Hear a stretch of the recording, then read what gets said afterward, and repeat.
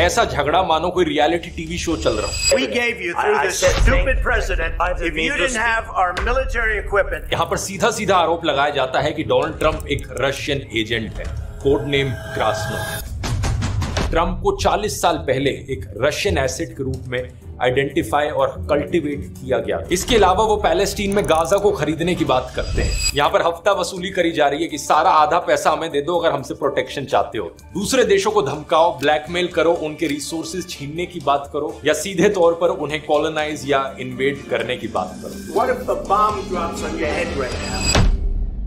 नमस्कार दोस्तों, 28 फरवरी 2025 white house में अमेरिकन प्रेसिडेंट डोनाल्ड ट्रंप और यूक्रेनियन प्रेसिडेंट वोलोडिमीर ज़ेलेंस्की के बीच मीटिंग चल रही थी। वहां यूएस के वाइस प्रेसिडेंट जेडी वैंस भी साइड में बैठे थे और साथ ही मौजूद था ढेर सारा मीडिया। सब कुछ कैमरे के जरिए लाइव ब्रॉडकास्ट किया जा रहा था। वहां पीछे व्हाइट हाउस के शेफ्स खाने के लिए प्लेट लगा रहे थे और इसी बीच यहाँ कुछ ऐसा होता है जो आज तक मॉडर्न डिप्लोमेटिक हिस्ट्री में कभी नहीं देखा गया है। You're gambling with World War III. You're gambling with World War III. ये मीटिंग एक झगड़े में बदल जाती है। ऐसा झगड़ा मानो कोई रियलिटी टीवी शो चल रहा हो। We gave you through this stupid president. If you didn't have our military equipment, this war would have been over in 2 weeks. ये मीटिंग अब इतिहास के पन्नों में रची जाएगी क्योंकि अब से ग्लोबल जियोपॉलिटिक्स और दुनिया का वर्ल्ड ऑर्डर बदलने वाला है। दुनिया के सबसे अमीर ओलिगार्क इलॉन मस्क कह रहे हैं कि अमेरिका को यूनाइटेड नेशंस और नेटो से विड्रॉ कर लेना चाहिए। वर्ल्ड हेल्थ ऑर्गेनाइजेशन और पेरिस क्लाइमेट एग्रीमेंट से यूएस से ऑलरेडी बाहर निकल चुका है और अपने दशकों पुराने दुश्मन रशिया की तरफ नजदीकियां बढ़ा रहा है ट्रंप का अमेरिका। हालात इस कदर बिगड़ चुके हैं कि कुछ लोग तो सीधा आरोप लगा रहे हैं डोनाल्ड ट्रंप पुतिन का ही एक अंडरकवर एजेंट है। क्या असर पड़ने वाला है इस सब का पूरी दुनिया पर? आइए समझते हैं इस पूरे मसले को गहराई से आज के इस वीडियो में।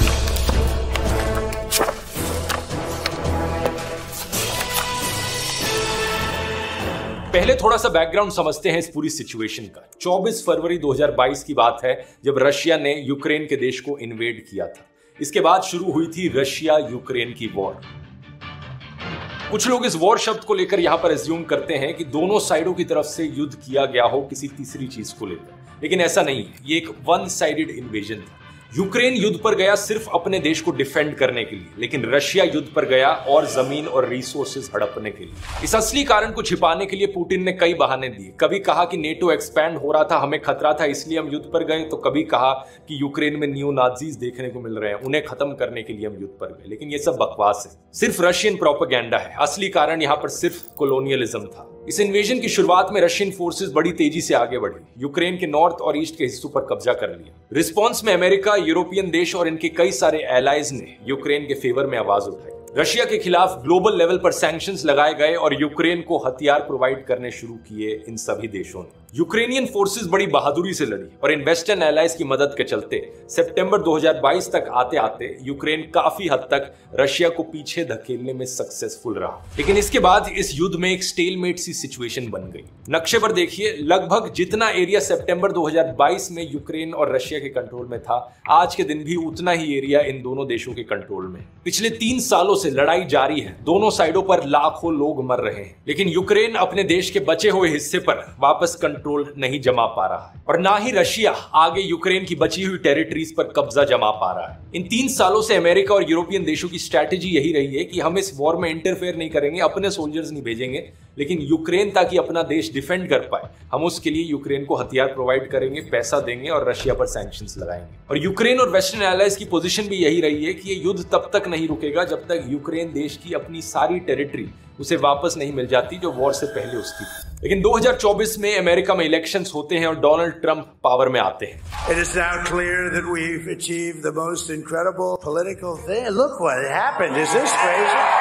ट्रंप ने अपनी इलेक्शन कैंपेनिंग में ही कहा था कि वो प्रेसिडेंट बनते ही एक दिन में रशिया यूक्रेन वॉर रोक देंगे। Since I pledged to swiftly end the war in Ukraine, so when I say end it, you can get that. I will have that settlement done within 24 hours. और अब वो किसी भी हालत में इस युद्ध को रोकना चाहते हैं। इसी चीज को लेकर ट्रंप और ज़ेलेंस्की के बीच में अभी ये मीटिंग हुई थी। यूक्रेन कहता है कि हमें कोई शौक नहीं है ये युद्ध लड़ने का, लेकिन हमें गारंटी चाहिए कि अगर अभी हम इस युद्ध को रोक देते हैं तो रशिया सीज फायर के बाद दोबारा से हमारे देश पर हमला नहीं करेगा। और इस चीज के लिए कुछ गारंटीज और सिक्योरिटीज अमेरिका को देनी चाहिए। लेकिन डोनाल्ड ट्रंप इस सवाल को इग्नोर करना चाहते हैं। ट्रंप दूसरी तरफ यूक्रेन से कहते हैं क्योंकि हम तुम्हें इतना सारा पैसा और इतने सारे हथियार प्रोवाइड कर रहे हैं, तुम अपने देश के सारे नेचुरल रिसोर्सेज का 50% रेवेन्यू हमारे देश को दे दो। मजाक नहीं कर रहा, एक्चुअली में डोनाल्ड ट्रंप ने यही प्लान प्रपोज किया है यूक्रेन को। वो चाहते हैं कि सारा oil, gas, contract, ports, infrastructure जो भी कुछ यूक्रेन के देश में है नेचुरल रिसोर्सेज में, उसका आधा हिस्सा अमेरिका को मिल जाए।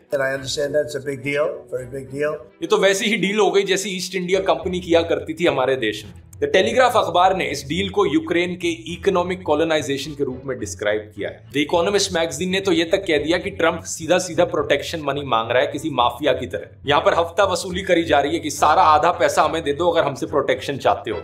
जाहिर सी बात है कोई भी समझदार पॉलिटिशियन अपने देश के आधे रिसोर्सेज इस तरीके से बिकने नहीं देगा। तो जेलेंस्की ने भी इनिशियल एग्रीमेंट पर साइन करने से मना कर दिया। इन्होंने कहा कि मैं कोई ऐसी चीज साइन नहीं करूंगा जिसकी भरपाई यूक्रेनियंस की आने वाली 10 पीढ़ियों को करनी पड़े। रिस्पॉन्स में डोनाल्ड ट्रंप भड़क गए, पब्लिकली जेलेंस्की को डिक्टेटर कहने लगे। A dictator without elections. Zelensky better move fast or he's not going to have a country left. Got to move fast because social media पर पोस्ट करके कहने लगे बेटर मूव फास्ट या तुम्हारे पास कोई देश नहीं बचेगा। इसी के बाद ही था कि जेलेंस्की व्हाइट हाउस जाते हैं डोनाल्ड ट्रंप के साथ मीटिंग करने के लिए और इस मिनरल्स डील पर और चर्चा करने के लिए। यही होती है 28 फरवरी की ये मीटिंग, सब कुछ कैमरा के सामने लाइव ब्रॉडकास्ट। शुरू के आधे घंटे तो मीटिंग ठीक ठाक चलती है, लेकिन फिर उसके बाद सिचुएशन बदलने लगती है। जेलेंस्की कहते हैं कि पुतिन ने सीज फायर्स को 25 बार तोड़ा है, कैसे भरोसा किया जा सकता है उन पर। अगर आज हम युद्ध रोकते हैं तो कल कुछ सालों बाद वो फिर से हमारे देश पर हमला कर देंगे। Just ceasefire will not never work. Before my presidency, from the 2014, Putin broken 25 times his own signature. 25 times he broken ceasefire. Trump के पास इस बात का कोई जवाब नहीं था। वो बस कहते हैं लेकिन मेरे साथ पुतिन ने कोई भी एग्रीमेंट नहीं तोड़ा है। साइड में बैठे वाइस प्रेसिडेंट जेडी वैंस ने कहा कि शांति का रास्ता डिप्लोमेसी के जरिए ही निकलेगा। The path to peace and the path to prosperity is maybe engaging in diplomacy. जवाब में जेलेंस्की वो सारे इंसिडेंट्स गिनाने लगते हैं जब पुतिन और रशिया ने सीज फायर एग्रीमेंट्स को तोड़ा था। But during 2014 nobody stopped him. He just occupied and took. He killed people, you know? यहाँ पर एक हिस्टोरिकल फैक्ट पॉइंट आउट करना जरूरी है। यूक्रेन एक समय पर दोस्तों दुनिया की 3rd लार्जेस्ट न्यूक्लियर पावर होता था। इनके पास ढेर सारे न्यूक्लियर हथियार थे, लेकिन 1994 में ये इकलौता देश बना अपने न्यूक्लियर हथियारों को वॉलंटरीली गिव अप करने वाला। इसी चीज को लेकर 1994 बुडापेस्ट मेमोरेंडम साइन किया गया था, जिसमें रशिया, यूएसए और यूके ने साइन करके कहा कि यूक्रेन अपने हथियार गिव अप कर रहा है, लेकिन अगर कोई भी देश यूक्रेन के खिलाफ एग्रेशन करेगा तो ये तीनों देश यूक्रेन को प्रोटेक्ट करने आएंगे। ऑब्वियसली आज के दिन ये एग्रीमेंट किसी काम का नहीं रहा क्योंकि पुतिन ने खुद ही इन्वेजन कर दिया यूक्रेन पर और अब यूएसए भी पीछे हट रहा है उनकी मदद करने से। इसीलिए जेलेंस्की ने वैंस से पूछा, आप किस तरह की डिप्लोमेसी की बात कर रहे हैं? What kind of diplomacy, JD, you are speaking about? What do you mean? इस पॉइंट पर जेडी वैंस भड़कने लग जाते हैं, कहते हैं कि आप अमेरिकन मीडिया के सामने हमारे प्रेसिडेंट के लिए डिसरिस्पेक्टफुल हो रहे हैं। Mr. President, with respect, I think it's disrespectful for you to come into the Oval Office and try to litigate this in front of the American media.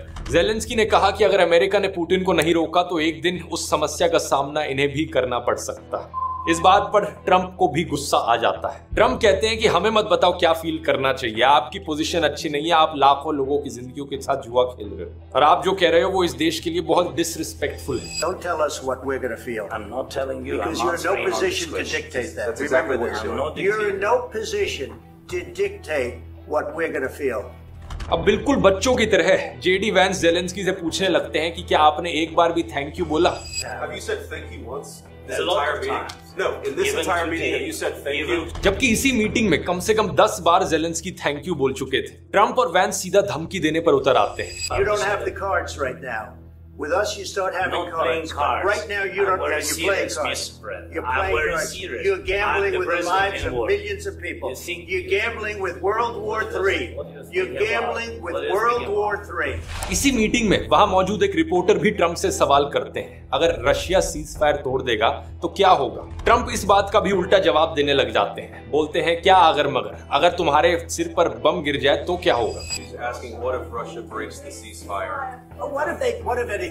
What if the bomb drops on your head right now? इस तरीके की फालतू की arguments हम किसी Roadies या big boss जैसे फालतू के टीवी शो में देखते हैं, लेकिन यहाँ पर अमेरिका के प्रेसिडेंट की तरफ से ऐसी आर्ग्यूमेंट्स दी जा रही हैं। क्या मजाक बनाकर रख दिया है। It would be a damn good thing. Then you tell us, I don't want a ceasefire. I don't want a ceasefire. You're saying you don't want a ceasefire. I want a ceasefire. जब Zelensky finally जवाब देने लगते हैं तो Trump media वालों को बाहर भेज देते हैं। कुछ देर बाद ज़ेलेंस्की को व्हाइट हाउस से जाने को बोल दिया जाता है। मिनरल डील को साइन नहीं किया जाता और दोनों प्रेसिडेंट्स के लिए शेफ्स ने जो खाना सजाया था वो सजा का सजा रह जाता है। मीटिंग के बाद ट्रंप सोशल मीडिया पर पोस्ट करके कहते हैं ज़ेलेंस्की शांति के लिए तैयार नहीं है, उन्होंने ओवल ऑफिस में अमेरिका का अपमान किया है, जब वो शांति के लिए तैयार हो तब वो वापस आ सकते हैं। ज़ेलेंस्की ने जवाब में ट्वीट किया जिसमें बार बार उन्होंने sarcastically thank you thank you thank you लिख रखा था। कई सारे यूरोपियन देशों के लीडर्स इसके बाद ज़ेलेंस्की के सपोर्ट में पोस्ट करते हैं और ज़ेलेंस्की सबको जवाब में thank you thank you thank you लिखते हैं। असल में ट्रंप का ज़ेलेंस्की के प्रति एग्रेशन कुछ हफ्तों पहले ही शुरू हो गया था। जब तक जो बाइडेन प्रेसिडेंट रहे थे यूएसए के, यूक्रेन को अनकंडीशनल सपोर्ट मिल रहा था, लेकिन जैसे ही ट्रंप नए प्रेसिडेंट बने, सऊदी अरेबिया में वो यूएस ऑफिशियल्स और रशियन ऑफिशियल्स की एक मीटिंग कराते हैं यूक्रेन पर बात करने के लिए, लेकिन उसमें यूक्रेन को बीच में इन्वॉल्व ही नहीं किया जाता। ये कॉन्फ्रेंस 1945 की याल्टा कॉन्फ्रेंस की याद दिलाती है, जहां छोटे यूरोपियन देशों की किस्मत अमेरिका, सोवियत यूनियन और ब्रिटेन ने उनके बिना डिसाइड की थी, जबकि बाइडेन सरकार का अप्रोच हमेशा से रहा था nothing about Ukraine without Ukraine. इसके बाद 24 फरवरी 2025 को जब यूनाइटेड नेशंस की जनरल असेंबली में रशिया के खिलाफ रेजोल्यूशन पर वोट किया जाना था, तो वहीं पर ही एक बड़ी हैरान कर देने वाली चीज देखने को मिली थी, जहां एक तरफ दुनिया के बाकी सारे देशों ने या तो यूक्रेन के सपोर्ट में या न्यूट्रल होकर अपना वोट दर्ज किया था, वहीं अमेरिका ने पहली बार रशिया और नॉर्थ कोरिया के साथ मिलकर यूक्रेन के खिलाफ वोट किया। ये 100 सालों में शायद पहली बार था जब यूएसए और रशिया किसी यूनाइटेड नेशंस के वोट पर एक साइड हो और दुनिया के ज्यादातर बाकी देश दूसरी साइड हो। जाहिर सी बात है, सवाल यहाँ पर उठता है आखिर ट्रंप ऐसा कर क्यों रहा है। इसके पीछे दो बड़े कारण बताए जाते हैं। पहला है ट्रंप का ज़ेलेंस्की को पसंद नहीं करना और दूसरा है ट्रंप का रशियन कनेक्शन। सही सुना आपने, यहाँ पर सीधा सीधा आरोप लगाया जाता है कि डोनाल्ड ट्रंप एक रशियन एजेंट है, कोड नेम क्रास्नोव।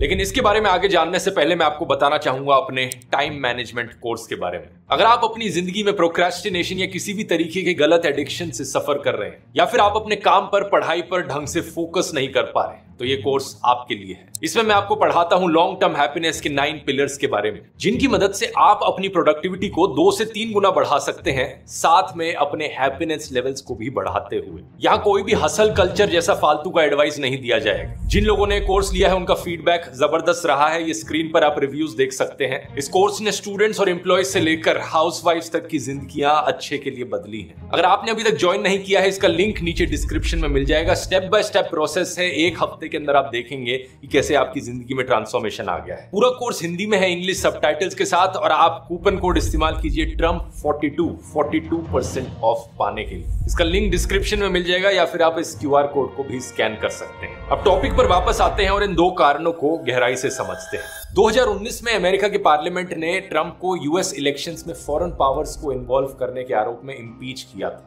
ट्रंप पर आरोप था कि उन्होंने इलेक्शन में जीतने के लिए यूक्रेन की मदद लेने की कोशिश की थी। ट्रंप ने उस वक्त ज़ेलेंस्की पर दबाव बनाने की कोशिश की थी कि यूक्रेन की सरकार जो बाइडेन के बेटे हंटर बाइडेन को इन्वेस्टिगेट करे। हंटर बाइडेन एक यूक्रेनियन एनर्जी कंपनी के बोर्ड में थे जिसके खिलाफ यूक्रेन में जांच चल रही थी। ओबामा सरकार के दौरान जब जो बाइडेन वाइस प्रेसिडेंट थे तो उनके दबाव के बाद यूक्रेन के प्रोसिक्यूटर जनरल को करप्शन के आरोपों पर हटा दिया गया था और इसके बाद ही था कि हंटर बाइडेन की कंपनी की जांच रुक गई थी। लेकिन 2019 के अराउंड ट्रंप ने ज़ेलेंस्की को कॉल करके कहा था कि ये जांच क्यों रोकी गई और इस जांच को दोबारा से शुरू किया जाए। उस वक्त भी ज़ेलेंस्की को ब्लैकमेल करने के लिए ट्रंप ने करोड़ों रुपए की मिलिट्री एड रोक दी थी यूक्रेन को। हालांकि बाद में यूक्रेन को यह मदद मिल ही गई थी अमेरिका की तरफ से, लेकिन इसके लिए ज़ेलेंस्की की सरकार को कई बार मिन्नतें करनी पड़ी थी। जब ये चीज सामने आई तो ट्रंप को इम्पीच किया गया। Biggest story, which is the impeachment of President Donald Trump. Trump ने अपने इम्पीचमेंट का ब्लेम ज़ेलेंस्की पर डाला था। ये तो हुआ पहला कारण, लेकिन दूसरा कारण इससे कहीं ज्यादा इंटरेस्टिंग है। रशिया की इन्वेस्टिगेटिव एजेंसी है केजीबी। एक फॉर्मर केजीबी के मेजर यूरी शेफ्ट्स जो 1980s में वॉशिंगटन में पोस्टेड थे, उन्होंने आरोप लगाया है कि ट्रंप को 40 साल पहले एक रशियन एसेट के रूप में आइडेंटिफाई और कल्टीवेट किया गया था। 2021 के द गार्डियन के इस आर्टिकल में आप देख सकते हो क्या लिखा गया है। कुछ लोगों को तब रिक्रूट किया गया था जब वो सिर्फ स्टूडेंट्स थे और बाद में वो इंपॉर्टेंट पोजीशंस तक पहुंचे। ट्रंप भी उनमें से ही एक थे। यूरी ने बताया कि ट्रंप पहली बार 1977 में रशियन इंटेलिजेंस के रेडार पर आए थे जब उन्होंने अपनी पहली पत्नी इवाना जेलनिकोवा से शादी की थी। ये एक चेक मॉडल थी और तभी से ट्रंप चेकोस्लोवाकिया और केजीबी के टारगेट बन गए। 3 साल बाद डोनाल्ड ट्रंप ने ग्रैंड हायत न्यूयॉर्क होटल खोला और इसके लिए 200 टेलीविजन सेट्स सेमियोन किसलिन से खरीदे, जो केजीबी के लिए एक स्पॉटर एजेंट के रूप में काम कर रहे थे। इन्होंने ही ट्रंप को एक पोटेंशियल एसेट के रूप में आइडेंटिफाई किया था। इस क्लेम के अनुसार ट्रंप को कोड नेम क्रासनोव दिया गया था। इसके बाद 1987 में ट्रंप और इवाना पहली बार मॉस्को और सेंट पीटर्सबर्ग जाते हैं और यूरी के अनुसार यहीं पर ही केजीबी ने एक चार्म ऑफेंसिव किया। ट्रंप को केजीबी के टॉकिंग पॉइंट्स दिए गए, उन्हें फ्लैटर किया गया और उन्हें कहा गया कि पॉलिटिक्स में उन्हें जाना चाहिए। इस रशियन एजेंसी ने कहा कि वो एक दिन जरूर यूएस प्रेसिडेंट बनेंगे। यूएस लौटने के तुरंत बाद ही ट्रंप ने अमेरिका के मेन अखबारों में फुल पेज एडवर्टाइजमेंट्स दी जिनमें यूएस फॉरेन पॉलिसी पर सवाल उठाए गए। इसके एकदम बाद ही इन्होंने प्रेसिडेंशियल नॉमिनेशंस के ऑप्शंस को तलाशना शुरू कर दिया था। यानी ये इसी वक्त से इंटरेस्टेड हो गए थे कि ये पॉलिटिक्स में आना चाहते हैं, प्रेसिडेंट बनना चाहते हैं। साल 2000, साल 2012 ट्रंप ने 2 बार पहले कोशिश करी थी 2016 की इलेक्शन से पहले प्रेसिडेंशियल नॉमिनेशंस में खड़े होने की, और 2016 में जब ये पहली बार इलेक्शन जीतकर प्रेसिडेंट बने भी, तब भी रशिया पर ट्रंप को जिताने के लिए प्रोपेगेंडा करने का आरोप लगा था। कई सारी यूएस गवर्नमेंट की इन्वेस्टिगेशंस ने इस बात के ठोस सबूत दिए हैं कि रशिया ने 2016 की यूएस इलेक्शंस में इंटरफेयर किया था, जिसकी मदद से ट्रंप ने उन इलेक्शंस को जीता। रशियन ट्रोल फार्म्स जिन्होंने लाखों डॉलर्स खर्च किए फेसबुक और इंस्टाग्राम एड्स पर, साइबर अटैक्स, बॉट आर्मीज, ये अपने आप में ही एक अलग टॉपिक है। पहले इन सारे क्लेम्स को अक्सर कंस्पिरेसी थ्योरीज के रूप में डिसमिस कर दिया जाता था, लेकिन 2025 में जब ट्रंप दोबारा से प्रेसिडेंट बनने के बाद इतने क्लियरली रशियन इंटरेस्ट के साथ अलाइन कर रहे हैं, लोग अब सीधा उंगली उठाने लग गए हैं। जैसे कि एनोनिमस के इस ट्विटर हैंडल की इस ट्वीट को देखिए। एआई के जरिए ट्रंप को पुतिन का कुत्ता बनाकर दिखा रखा है। दोबारा प्रेसिडेंट बनने के पहले महीने के दौरान ही ट्रंप को 29 अलग अलग ओकेजन्स पर पुतिन के साथ साइड लेते हुए डॉक्यूमेंट किया गया। ये तो हुई अमेरिका की इंटरनल पॉलिटिक्स, लेकिन दिक्कत यह है कि बाकी दुनिया के देशों के लिए भी ट्रंप आज के दिन एक बड़ा खतरा बनते जा रहे हैं, और इसके पीछे कारण है नियो कॉलोनियलिज्म। जिस तरीके की एक्सप्लॉयटेटिव मिनरल्स डील यहां पर यूक्रेन को दी जा रही है, वैसी ही सोच ट्रंप ने दिखाई है दुनिया के बाकी देशों के प्रति भी। डोनाल्ड ट्रंप ने सीधे तौर पर दूसरे देशों पर कब्जा करने की बात करी है। कभी ग्रीनलैंड को खरीदने की बात करी जाती है। I also have a message tonight for the incredible people of Greenland. We need it really for international world security, and I think we're going to get it. One way or the other, we're going to get it. है तो कभी Panama canal पर दोबारा American control बनाने की बात करी जाती है। ट्रंप ने बार बार कनाडा के देश को कॉलोनाइज करने पर भी मजाक बनाया है, ये कहते हुए कि ये अमेरिका की 51st स्टेट बन जाएगा। I said then Canada should be a 51st state. इसके अलावा वो पैलेस्टीन में गाजा को खरीदने की बात करते हैं। इजराइल पैलेस्टीन युद्ध का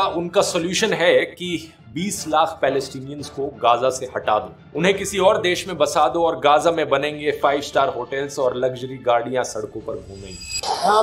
Committed to buying and owning Gaza as a real estate development for the future.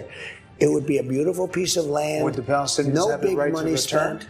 No, they wouldn't. Trump ने अपने ऑफिशियल ट्विटर अकाउंट से ये भद्दा वीडियो भी शेयर किया था, जिसमें ये गाजा के लिए अपना नया सपना दिखाते हैं। गाजा को रीनेम करके ट्रंप गाजा कर देते हैं और हर जगह इन्हीं के ही सोने के पुतले गाजा में दिख रहे हैं। रीनेमिंग की बात करी जाए तो यहाँ पर गल्फ ऑफ मेक्सिको को भी रीनेम कर दिया है ट्रंप ने गल्फ ऑफ अमेरिका में। जिस एरोगेंसी और ईगो से ये सरकार चला रहे हैं, एनालिस्ट ने इसे बुलिंग डिप्लोमेसी का नाम दिया है। दूसरे देशों को धमकाओ, ब्लैकमेल करो, उनके रिसोर्सेज छीनने की बात करो या सीधे तौर पर उन्हें कॉलोनाइज या इन्वेड करने की बात करो। ऐसा अप्रोच कमजोर देशों के खिलाफ शॉर्ट टर्म विक्ट्रीज तो दिला सकता है, लेकिन अमेरिका इसमें अपनी खुद की फेलियर के ही बीज बो रहा है। फॉरेन पॉलिसी मैगजीन के article the bad economics of bullying के हिसाब से बुली करने का ये जो अप्रोच है, अमेरिका के खुद के लिए नुकसानदायक है, क्योंकि बुली करने वाले जिनको बुली करते हैं उनको अपने से दूर धकेल देते हैं। ट्रंप आज के दिन सारे अमेरिका के पुराने एलाइज के प्रति इसी तरीके से बिहेव कर रहे हैं। कभी यूरोपियन देशों पर टैरिफ्स लगाने की बात करी जाती है तो कभी इंडिया पर। If you don't make your product in America, however, under the Trump administration, you will pay a tariff.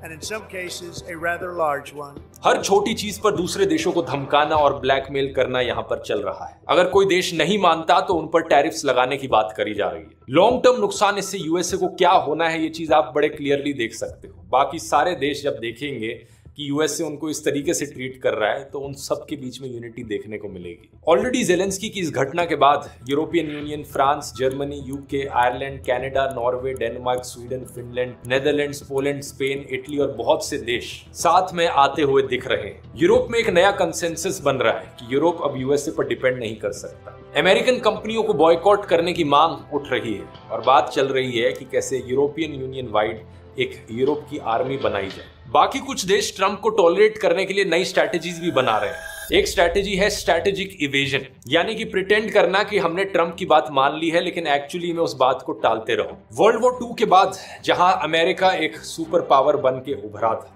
दुनिया में अलग अलग इंस्टीट्यूशंस, यूनाइटेड नेशन से लेकर वर्ल्ड हेल्थ ऑर्गेनाइजेशन जैसों की स्थापना करी, एक लीडिंग रोल निभाया अमेरिका ने। आज अमेरिका की ये रेलेवेंस खत्म होती जा रही है, इसलिए जियोपॉलिटिकली यहाँ पर एक वैक्यूम भी बन रहा है। इन इंटरनेशनल इंस्टीट्यूशंस को कौन लीड करेगा? जरूरत है कुछ बड़े देशों को यहाँ पर लीडरशिप की राह अपनाने की, कि दुनिया इस तरीके से बुलिंग पर नहीं चल सकती। जरूरत है इंटरनेशनल कोऑपरेशन बढ़ाने की। चाइना और इंडिया जैसे देशों के पास यहाँ बेस्ट अपॉर्चुनिटी है। इंडिया के पास स्पेशली यहाँ पर एक बड़ी अनोखी अपॉर्चुनिटी है। इंडिया खुद को एक रिलायबल पार्टनर के रूप में पेश कर सकता है जो अमेरिका का ऑल्टरनेटिव हो। स्ट्रेटेजिक ऑटोनॉमी और नॉन अलाइनमेंट के ट्रेडिशन की वजह से आज इंडिया इस स्थिति में है कि हमें ग्लोबली फ्रंट सीट मिल सके। सभी एशियन, अफ्रीकन और साउथ अमेरिकन देशों के साथ डाइवर्स इकोनॉमिक पार्टनरशिप्स बनाई जाए। और ये सिर्फ एक अपॉर्चुनिटी ही नहीं बल्कि एक जिम्मेदारी भी है हर अच्छे देश की, हर अच्छे लीडर की, कि दुनिया के सभी छोटे देशों को प्रोटेक्ट किया जाए। क्योंकि अगर ऐसा नहीं किया गया तो ये नियो कॉलोनियलिज्म दुनिया के सभी छोटे देशों को बर्बाद करके रख देगा और दुनिया को वर्ल्ड वॉर 3 की राह पर ले जाएगा। उम्मीद करता हूं वीडियो इन्फॉर्मेटिव लगा होगा। टाइम मैनेजमेंट कोर्स का लिंक नीचे डिस्क्रिप्शन में मिल जाएगा। और यहाँ अगर आप जानना चाहते हैं कि वर्ल्ड वॉर 2 के बाद अमेरिका इतनी बड़ी सुपर पावर कैसे बना, उसके पीछे क्या कारण थे, तो उसे मैंने एक्सप्लेन किया है इस वाले वीडियो में। यहाँ क्लिक करके देख सकते हैं। बहुत बहुत धन्यवाद।